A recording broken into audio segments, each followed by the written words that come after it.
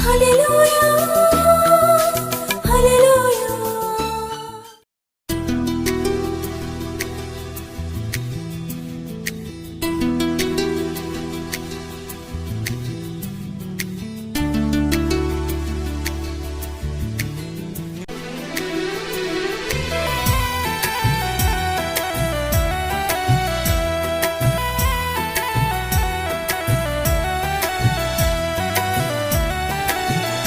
देखो मैं और मेरा घराना प्यारे यीशु की सेवा करेंगे। आ, आ, आ, ओ, ओ, ओ। Subscribe our channel and press the bell icon for regular updates.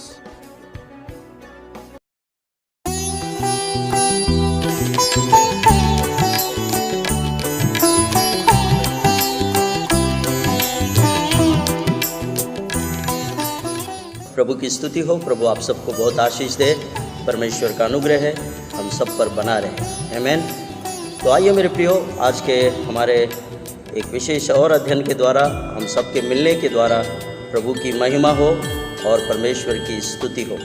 तो हम लोग आज एक विशेष बात की ओर हम लोग आगे बढ़ेंगे और ये बात मसीहत के लिए एक बहुत बड़ा एक नेव जिसको हम बोलते हैं, एक हमारा मूलभूत सिद्धांत और मूलभूत एक ऐसी नेव है जिस पे हमारी मसीहत की, हमारे आध्यात्मिक जीवन की जो इस पर हम अपनी इमारत को बनाते हैं।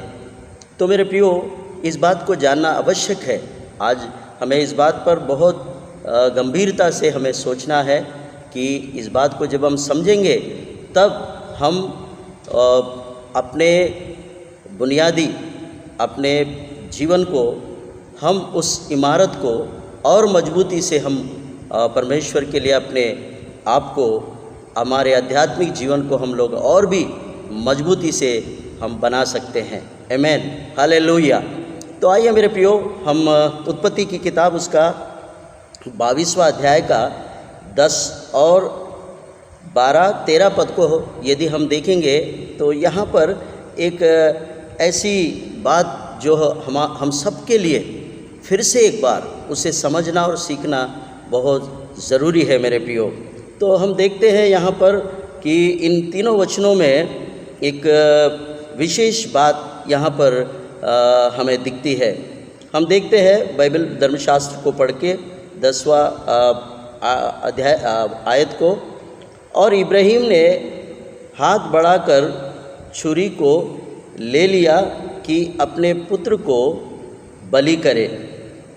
तब यहोवा के दूत ने स्वर्ग से उसको पुकार के कहा, हे इब्राहिम, हे इब्राहिम। उसने कहा, देख मैं यहाँ हूँ। उसने कहा, उस लड़के पर हाथ मत बढ़ा और न उससे कुछ कर, क्योंकि तूने जो मुझसे अपने पुत्र कर अपने इकलौते पुत्र को भी नहीं रख छोड़ा। इससे मैं अब जान गया कि तू परमेश्वर का भय मानता है। तब इब्राहिम ने आँख उठाई और क्या देखा कि उसके पीछे एक मेढ़ा अपने सींगों से एक झाड़ी में बंधा हुआ है। सो इब्राहिम ने जाके उस मेढ़े को लिया और अपने पुत्र की संति होम बलि करके चढ़ा दिया। आमीन, हालेलुया। मेरे प्रियो, यहाँ पर इब्राहिम अपने पुत्र का यानी इसहाक का बलि करने के विषय में हम लोग यहाँ पढ़ते हैं। मेरे प्रियो, ये इस बात को हम लोग कुर्बानी या बलिदान या हम इसको सैक्रिफाइस, ऐसा हम अलग अलग भाषाओं में इसको नाम देते हैं। तो मेरे प्रियो, अब इब्राहिम ने अपने इकलौते पुत्र को, जो परमेश्वर ने उसको बहुत मिन्नतों के बाद में परमेश्वर ने एक पुत्र इसहाक इब्राहिम को दिया, लेकिन परमेश्वर ने इब्राहिम से उसके विश्वास की परख के लिए ये बात इब्राहिम को बताया कि तू अपने इकलौते पुत्र मुझे दे दे। मेरे प्रियो, परमेश्वर कोई ऐसा नहीं है कि वो हमसे कुछ मांगे और हमसे कुछ ले, ऐसा नहीं है मेरे प्रियो। लेकिन यहाँ पर इब्राहिम के विश्वास को परखने के लिए परमेश्वर ने ये काम इब्राहिम को बताया, और अंत में जब इब्राहिम ने अपने पुत्र की बलि देने के लिए, अपने पुत्र को बलि चढ़ाने के लिए पूरी तैयारी कर लिया, और जब उसने छुरा लेकर हाथ उठाया तब उसको रोक दिया गया। नहीं, मैं किसी का बलि या किसी का मैं खून लेने वाला परमेश्वर नहीं हूँ, क्योंकि मैं अपने ही पुत्र को तेरे पुत्र के संति मैं बलिदान करके दूंगा करके परमेश्वर ने आखिरी शब्दों में यहाँ हम लोगों को दिखता है। अपने पुत्र की संति होम बलि करके चढ़ाया। आमीन, हालेलुया। मेरे प्रियो, यहाँ परमेश्वर ने सिर्फ इब्राहिम की विश्वास को परखा, बाकी उसने ऐसा कदापि नहीं चाहा कि वो उसके पुत्र का बलि ले। मेरे प्रियो, परमेश्वर किसी का बलि नहीं लेता। परमेश्वर किसी को इतना हद तक वो कभी परीक्षा में नहीं डालता। परमेश्वर ने तुरंत ही इब्राहिम से कहा, अपना हाथ रोक, उस लड़के के साथ में कुछ मत कर। मैंने तेरा विश्वास को परख लिया और मैंने देख लिया कि तू परमेश्वर का भय मानता है, बस इतना मुझे चाहिए था। और इब्राहिम के विश्वास को परख कर परमेश्वर बहुत ही खुश हुआ और कहा, तेरे पुत्र के संति अब मैं अपना पुत्र बलिदान के लिए दे रहा हूँ। ऐसा इस स्थान में हम लोग देख रहे हैं। मेरे प्रियो, ये बहुत बड़ी बात है कि परमेश्वर इस विषय को यहाँ पुराने नियम में क्यों रखा। आज इस बात को हमें जानना आवश्यक है। जब हम इस बात को समझेंगे तो हम बहुत सारे बातों को हम लोग समझ सकते हैं। तो परमेश्वर की स्तुति हो। मेरे प्रियो, परमेश्वर ने ये एक चित्र छाया के रूप में पुराने नियम में रखा है। हमें ये याद रखना है। मैंने बहुत बार आपको बताया, परमेश्वर का वचन, बाइबल धर्मशास्त्र जो है वो दृष्टांतों से और ऐसे जो सादृश्यों से भरी हुई किताब है। मेरे प्रियो, ये बलिदान, ये सैक्रिफाइस, ये कुर्बानी जो है आगे आने वाले दिनों में कई पीढ़ी पहले ये होने वाली बात को परमेश्वर ने यहाँ पर एक छाया की तरह हमें दिखाया। और ये बलिदान अभी नहीं, उसका एक चित्र छाया परमेश्वर ने वहाँ पर सादृश्य के रूप में बताया। ये बलिदान खुद मैं मेरे पुत्र को इस सारे संसार के मानव जाति के लिए मैं कुर्बान होने के लिए देने जा रहा हूँ। इस बात को समझाने के लिए परमेश्वर ने ये बात यहाँ पर उत्पत्ति की किताब 22वां अध्याय और उसके 10 और 12-13 पद में एक छाया यहाँ पर दिखाया। मेरे प्रियो, ये छाया मात्र है, एक छाया मात्र है ये, लेकिन हकीकत नहीं है। हमें इस बात को समझना बहुत ज़रूरी है, क्योंकि परमेश्वर आगे आने वाले 42 पीढ़ी के बाद ये घटना घटने वाली है। इस घटना को, इस रहस्यमय बात को परमेश्वर ने आदि में यहाँ एक चित्र छाया के रूप में, एक सादृश्य के रूप में यहाँ बताया।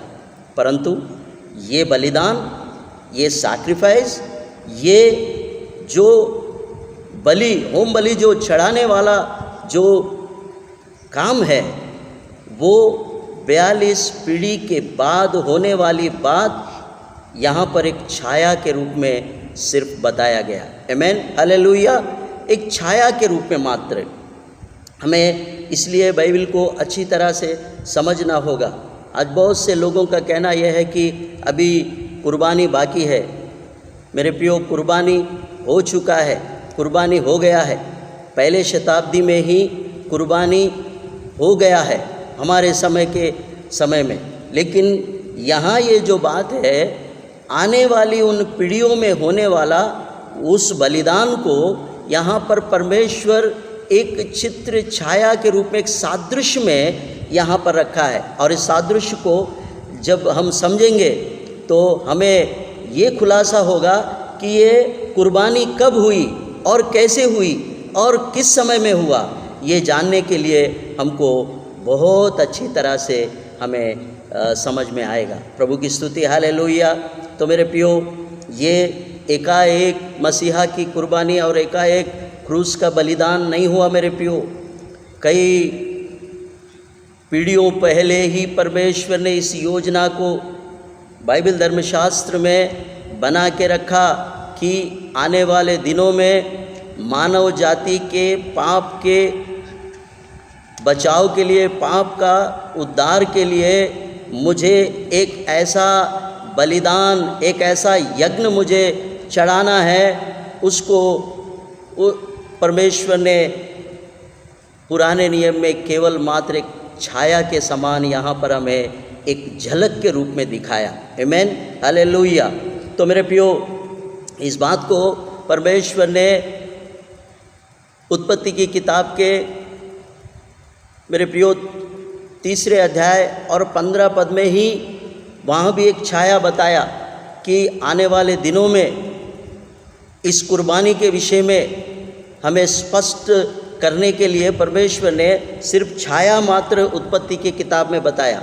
उत्पत्ति की किताब में जब हम देखते हैं 3 अध्याय और उसका 15 पद, उसके 15 पद में परमेश्वर ने स्वयं, मैं स्त्री के संतान और शैतान यानी इब्लीस, उस सर्प के संतान के बीच में मैं बैर उत्पन्न करूँगा।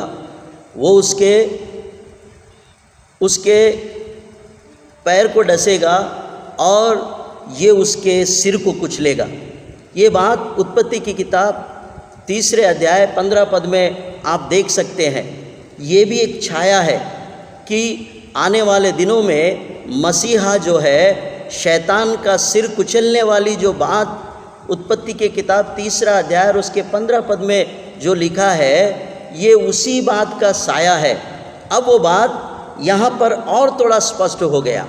और उसके बाद में इस कुर्बानी के विषय में हम यदि 42 पीढ़ी के बाद ये घटना कैसे घटी, हम लोग बाइबल में से ही उसका जवाब को हम लोग ढूंढ के निकालेंगे। आमीन, हालेलुया।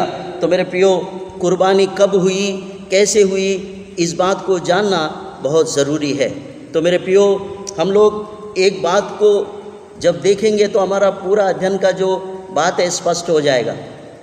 तो मत्ती रचित सुसमाचार उसका पहला अध्याय, मत्ती रचित सुसमाचार उसका पहला अध्याय को जब हम देखते हैं तो वहाँ पर इसका जो काल परिमाण का यहाँ पर अंदाज हमें दिख रहा है।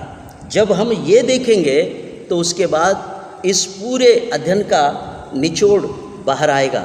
तो मेरे प्रियो, मत्ती रचित सुसमाचार उसका पहला अध्याय और उसके 17 पद को हम लोग ध्यान से पढ़ेंगे। यहाँ लिखा हुआ है, इब्राहिम से दाऊद तक सब 14 पीढ़ी हुई और दाऊद से बाबुल को बंदी होकर पहुंचाने तक 14 पीढ़ी और बाद बंदी होकर बाबुल को पहुंचाए जाने के समय से लेकर मसीहा तक 14 पीढ़ी हुई। आमीन, हालेलुया। मेरे प्रियो, इस वचन में उस कैलकुलेशन है, यहाँ पर कैलकुलेशन, इब्राहिम से दाऊद तक 14 साल, 14 पीढ़ी और बाबुल से बंदी होकर और बाबुल को पहुंचाने तक 14 पीढ़ी, और वहाँ से लेकर मसीहा तक 14 पीढ़ी हुई।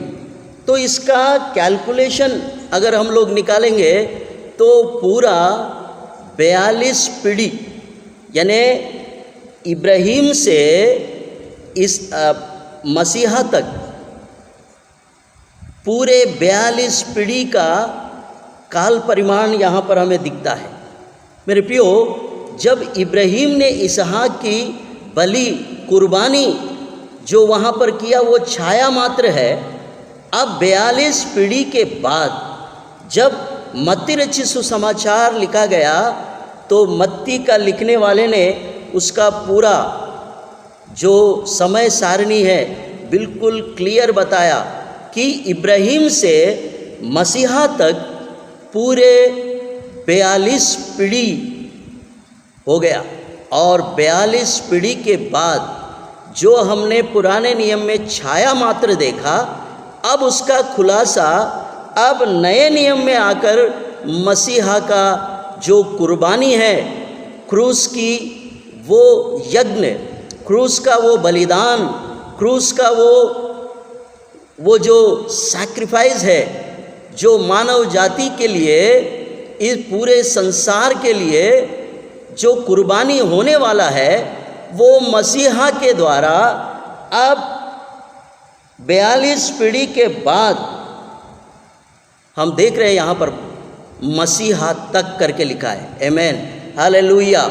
मसीहा तक मतलब जब मसीह इस संसार में पैदा हुआ तो पिछले जो दिनों का जो कैलकुलेशन है वो उल्टा था।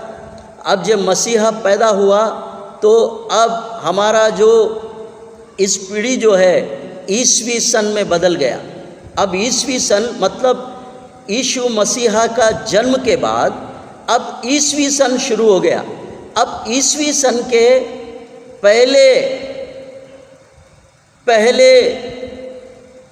पीढ़ी में, ईसवी सन के बाद पहले पीढ़ी में जब यीशु मसीह का कलवरी का क्रूस का जो कुर्बानी हुई तो इब्राहिम से लेकर मसीहा तक यानी मसीह की कुर्बानी अब ईसवी सन पहली पीढ़ी में मेरे प्रियो अब उसकी कुर्बानी यहाँ पर स्पष्ट हो गया।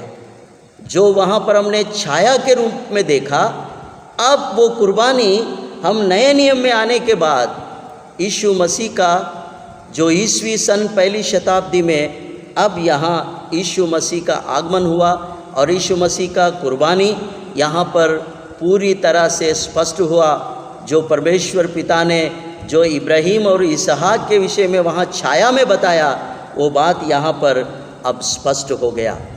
मेरे प्रियो, मसीहा का कुर्बानी होना अवश्य है इस संसार के लिए, क्योंकि ये योजना परमेश्वर ने पहले से ही बना के रखा है। जैसे कि मैंने आपको बताया कि उत्पत्ति की किताब 3 अध्याय और उसका 15 पद में उसका छाया थोड़ा सा हमने देखा है।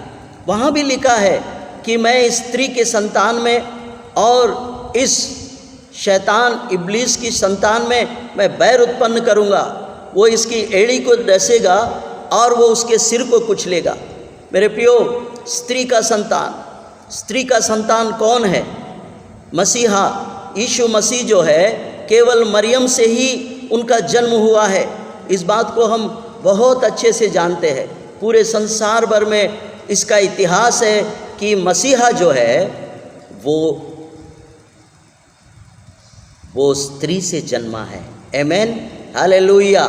स्त्री से जन्मा है मेरे प्रियो।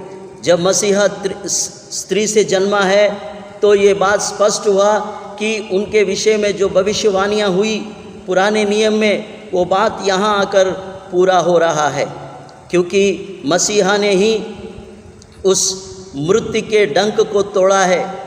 आप जानते हैं पौलुस ने भी इस बात का खुलासा किया है। पहले कुरिन्थियों की पत्री उसका 15 अध्याय और उसका 55 और 56वें पद में हम लोग देखते हैं कि कैसा यीशु मसीह ने कलवरी के क्रूस पर अपने बलिदान के द्वारा उस शैतान और उस इब्लीस, जो वही पुराना सांप जिसका बैर हम देख रहे थे, जो एदन की वाटिका में जिसको परमेश्वर ने श्रापित किया, अब वो काम यहाँ पूरा हुआ। कलवरी के क्रूस पर मसीहा ने उस बलिदान से, उस सैक्रिफाइस से, उस यज्ञ से मानव जाति के लिए जो मृत्यु का डंक जो मसीहा ने तोड़ दिया, वो बात यहाँ पर पौलुस पहली कुरिन्थियों की पत्री उसका 15 अध्याय और उसके 55 और 56 में यहाँ हम लोग देखते हैं। अच्छी तरह से हम लोग पढ़ेंगे।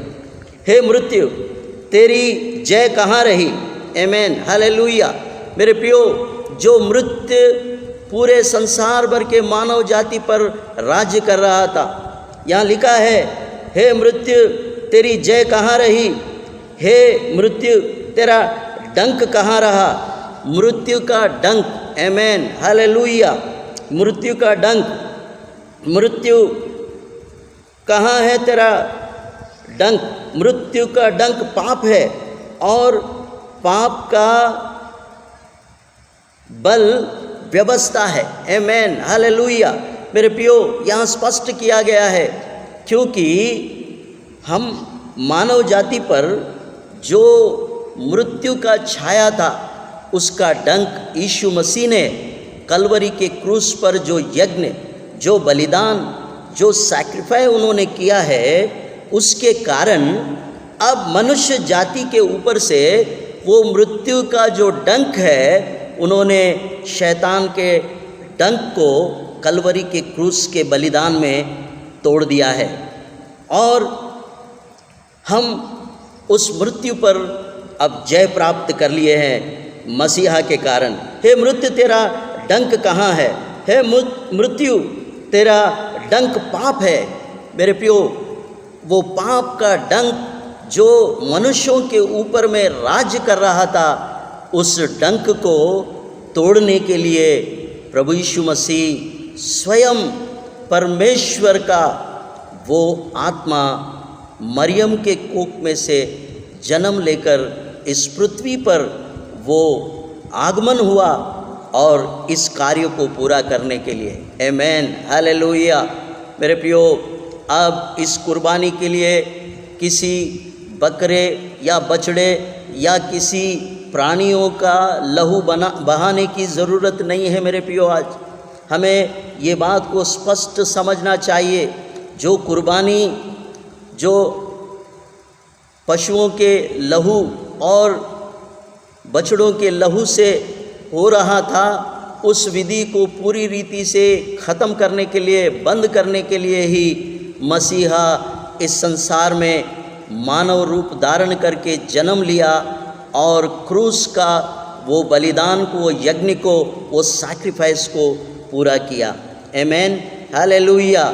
तो मेरे प्रियो, हम देखते हैं इब्रानियों की किताब उसका 9वां अध्याय, वहाँ जब हम आते हैं तो यहाँ साफ लिखा है, अब कुर्बानी की ज़रूरत नहीं है, क्योंकि कुर्बानी एक ही बार और वो भी मसीहा ने चुका दिया है सारे संसार के मानव प्राणियों के लिए।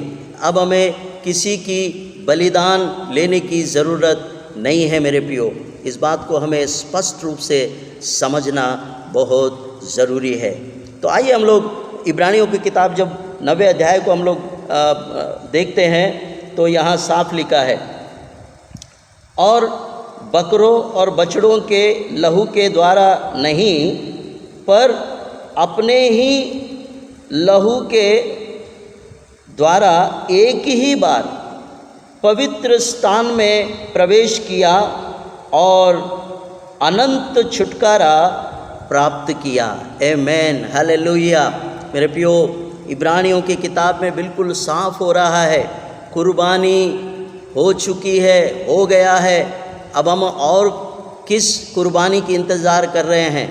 मसीहा आया और ईसवी सन 1ली शताब्दी में कलवरी के क्रूस के बलिदान के द्वारा उन्होंने अपने स्वयं के पवित्र लहू कुर्बानी में चढ़ाने के कारण आज मनुष्य जाति के ऊपर में जो पाप का मृत्यु, जो पाप का अंधकार व्यवस्था के द्वारा हमारे ऊपर था, उसने उस डंक को कलवरी की क्रूस के बलिदान के द्वारा तोड़ दिया। उस डंक को पूरी रीति से तोड़ डाला। अब हमें किसी बकरे या बछड़े या किसी बैलों का लहू बहाने की अब ज़रूरत नहीं है मेरे प्रियो। अब किसी इंसान की भी बलि चढ़ाने की या लहू बहाने की ज़रूरत आज नहीं है मेरे प्रियो। आज हमें स्पष्ट समझ लेना चाहिए ये वृत्तांत को। आप अगर इस बात को अच्छी तरह से समझेंगे तो मसीहत की मूलभूत सिद्धांत को आप बेहतरीन तरीके से आप समझेंगे, तब आपकी जो विश्वास का, जो आध्यात्मिक जीवन का आपका जो इमारत है, आप अब इस नींव पर आप अच्छी तरह से आप बना सकते हैं। आपकी इमारत कभी हिलेगी नहीं। आमीन, हालेलुया। और इस महान सच्चाई को हर एक मनुष्य को समझना अवश्य है मेरे प्रियो, बहुत ज़रूरी है। कुर्बानी हो चुकी है, बलिदान हो चुका है, यज्ञ पूरा हो गया है, क्योंकि यज्ञ को मसीहा ने पूरा किया है। क्योंकि उसके विषय में बहुत से धर्मशास्त्रों ने ये गवाही दिया है कि मसीहा आएगा और अपनी कुर्बानी देगा और उसके पवित्र लहू के द्वारा ही मानव जाति का छुटकारा निश्चय होगा। जब हमारे पाप क्षमा होंगे, जब हम अपने पापों से छुटकारा पाएंगे, तब हम स्वर्ग का राज अनंत काल के जीवन के वारिस बनेंगे और अनंत आग नरक के अथाह कुंड से हम बच जाएंगे मेरे प्रियो। इसीलिए अब पुराने नियम में उस समय के लोग ये बकरों और बछड़ों का लहू यानी जंतुओं का लहू बहाकर जो पाप का प्रायश्चित का वे जो विधि करते थे, वो आज निरर्थक हो गया है। अब उसकी ज़रूरत नहीं है मेरे प्रियो। यहाँ स्वयं मसीहा कह रहा है अब वो कुर्बानी की ज़रूरत नहीं है, क्योंकि कुर्बानी यहाँ पर मसीहा ने दे दिया है। यहाँ लिखा है ना, और बकरों और बछड़ों के लहू के द्वारा नहीं, पर अपने ही लहू के द्वारा एक ही बार पवित्र स्थान में प्रवेश किया और अनंत छुटकारा प्राप्त किया। आमीन, हालेलुया। यहाँ साफ लिखा है इब्रानियों की किताब में, बकरों और बछड़ों के या जंतुओं के लहू से हमारा छुटकारा नहीं होगा मेरे प्रियो। हमारा छुटकारा पवित्र लहू प्रभु यीशु मसीहा, जिसने कलवरी के क्रूस के उस बलिदान में उन्होंने सारे मानव जाति के पापों का दफारा कर दिया है। सारे मानव जाति का उन्होंने पापों का छुटकारा दे दिया है। एक ही बार में उन्होंने सारे संसार के मानव जाति का पाप का जो पाप है वो हर ले गया। आमीन, हालेलुया।